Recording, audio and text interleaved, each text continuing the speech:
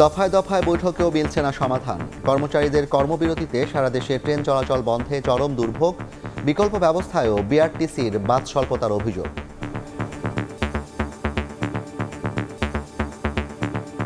দুর্ভোগটা তো আমাদের উপর পড়ে। মেসেজ দিলে পারতো, আমরা এত কষ্ট করে এখানে আসতাম না। বিআরটিসির এখানে আসলাম, রংপুর ডিভিশনে কোনো বাস নেই। এই ভোগান্তি থেকে আমরা চাচ্ছি সাধারণ জনগণ অতি দ্রুত একটা ব্যবস্থা গ্রহণ করার। শ্রমিকদের সাথে কথা বলে রাতের মধ্যে আমরা সলিউশন টানবো। আমরা আলোচনা চালিয়ে যাব, কর্মবিরতিও চলবে। যাত্রীদের জিম্মি না করে কর্মীদের কাজে ফেরার আহ্বান রেল উপদেষ্টার। ওভারটাইমের দাবি মানা হয়েছে। এই মুহূর্তে আর কিছু সম্ভব নয়, জানালেন অর্থ উপদেষ্টা।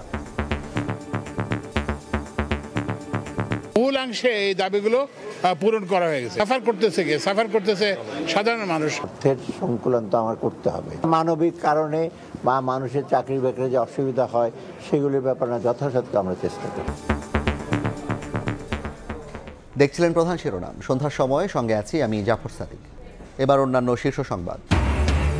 দলের কেউ আস্থা নষ্ট করলে বিএনপি থেকে বের করে দেওয়ার হুঁশিয়ারি তারেক রহমানের। ক্ষমতায় গেলে হাসিনা বিরোধী সব দলকে নিয়ে ঐক্যের সরকার গঠনের ঘোষণা।